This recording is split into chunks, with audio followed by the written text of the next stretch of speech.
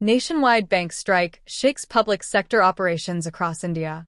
On Tuesday, January 27, 2026, banking operations at public sector banks across India faced significant disruption as unions launched a nationwide strike.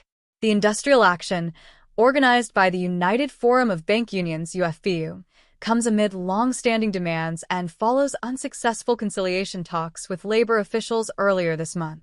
With the strike sandwiched between a cluster of holidays, including Basant Panchami, a fourth Saturday, Sunday, and Republic Day, customers have been dealing with a rare run of reduced access to in-branch banking services. Why the strike? The central demand of the protesting bank employees is the implementation of a 5-day workweek for staff in public sector banks. Bank unions assert that a 5-day schedule, already tentatively agreed upon in the 12th bipartite settlement signed with the Indian Banks Association (IBA) in March 2024, has yet to be formally notified by the government. Union leaders told reporters that the strike was not aimed at inconveniencing customers, but at securing what they describe as a sustainable, efficient, and humane work environment that enhances service quality in the long run. Services most affected. Public sector bank branches, including major lenders such as State Bank of India, SBI, Punjab National Bank, PNB, Bank of Baroda, BOB, and others, experienced varying levels of closure or reduced staff presence. Key in-branch services impacted include cash deposits and withdrawals at counters, check clearances and processing, routine administrative tasks, loan and account services requiring staff intervention. Other customer-facing operations. Customers planning to visit branches were advised to confirm operating status with their local bank in advance. Operations still running. Not all services were halted.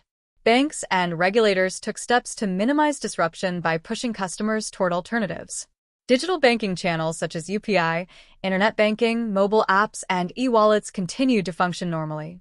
ATMs were reported to be loaded with cash where possible, though customers were warned that logistical delays could affect availability in isolated areas.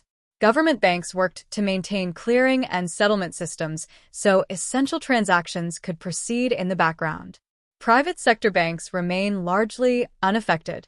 Unlike their public counterparts, most private sector banks such as HDFC Bank, ICICI Bank, and Axis Bank remained open and fully functional during the strike. This is because employees of these banks are not part of the UFBU unions participating in the action. Customers with accounts at private lenders were able to conduct in-branch transactions and access regular banking services with minimal disruption. Government and bank responses.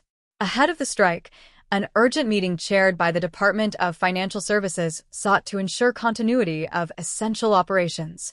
Bank leadership reiterated efforts to maintain service delivery through available staff and digital channels, even as union participation limited branch activities. In regulatory filings, institutions like SBI indicated that although branches would strive to function normally, actual work might still be impacted by the strike due to reduced workforce presence. Customers were advised to use online and mobile banking for everyday transactions. Plan cash needs ahead of time to avoid reliance on ATMs during peak disruption. Check branch status before visiting, especially for time-sensitive in-person services. Despite the strike's immediate inconvenience, digital channels offered many users uninterrupted access to their accounts and payment systems. The action highlights ongoing tensions between bank employees and authorities over work conditions and scheduling reforms. If formal notification of the 5-day workweek is delayed further, unions have indicated that additional collective actions could follow.